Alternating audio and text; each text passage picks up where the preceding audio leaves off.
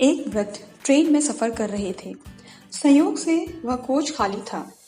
तभी 8-10 लड़के उस कोच में आए और बैठकर मस्ती करने लगे। एक ने कहा, चलो जंजीर खींचते हैं। दूसरे ने कहा, यहाँ लिखा है 500 रुपये जुर्माना और 6 माह की कैद। इतने में तीसरा बोला, अरे इतने लोग हैं, चंदा करके 500 रुपये जमा कर देंगे। चंदा इकट्ठा किया गया तो 500 की जगह 1200 रुपये जमा हो गए, जिसमें 200 के 3 नोट, 2 नोट 50 के, बाकी सब 100 के थे। चंदा पहले लड़के की जेब में रख दिया गया। तीसरे ने कहा, जंजीर खींचते हैं, अगर कोई पूछता है तो कह देंगे बूढ़े ने खींचा है, पैसे भी नहीं देने पड़ेंगे तब।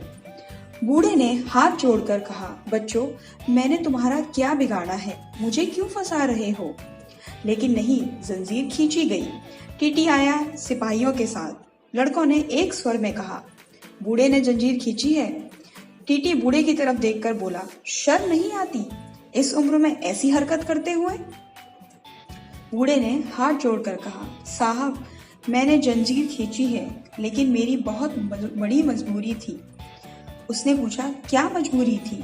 बूढ़े ने कहा, मेरे पास केवल 1200 रुपये थे, जिसे इन लड़कों ने छीन लिया और उस लड़के की जेब में रखा है, जिसमें 200 के 3 नोट, 2 नोट 50 के और बाकी नोट 100 के हैं।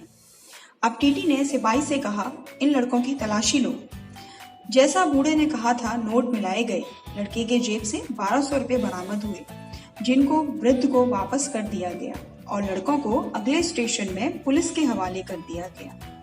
पुलिस के साथ जाते समय लड़के ने वृद्ध की ओर घूर के देखा तो वृद्ध ने सफेद दाढ़ी पर हाथ फेरते हुए कहा, बेटा, ये बाल यूं ही सफेद नहीं हुए हैं।